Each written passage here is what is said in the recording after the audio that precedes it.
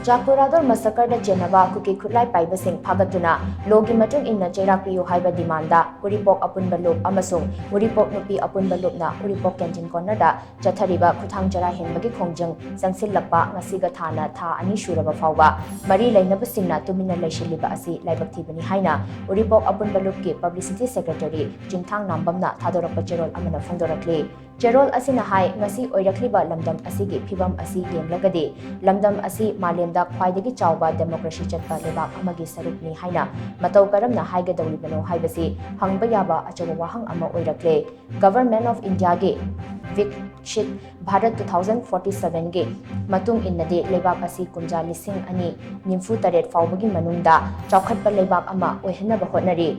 Vikshit Bharat ge khwaidagi maru oiba agenda singi manungda Laibak asigi nupi angang sing awangba thakta thamba amadi Laibak asigi naha kaya thabak piduna senmitlon ge yanglen saru oihanba haiba wafam sing yauri adubu lamdam asidadi madugi onna tainaba ngakta thokli masigi mayek laraba khudam hairabadi saitonda Sophia Kobi mau naha ama KUKI KHUTLAI PAIBA singna kablakpa nongmai maruna panbadagi laikhitaba aduni amaromda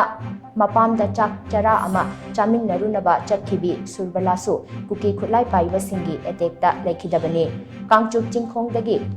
ibem jakobi mau amasu relief camp ta leina fayeng da thokiba thodok amada KUKI KHUTLAI PAIBA singi landada nongmaina panduna thawai thakibani masigi mathakta maitai furuki naha kaya masa ge sinfam amade mahai masing tamba punamak thadoktuna khulngakpa chalakliba asi chahi ani fazilaklabani ori phibam asigi matung inna India gi inclusive program singda Manipur asi nathaiduna thamlabra haibasi wahang ama oirakle KHUTHANG CHARA henbagi Khongjang aduda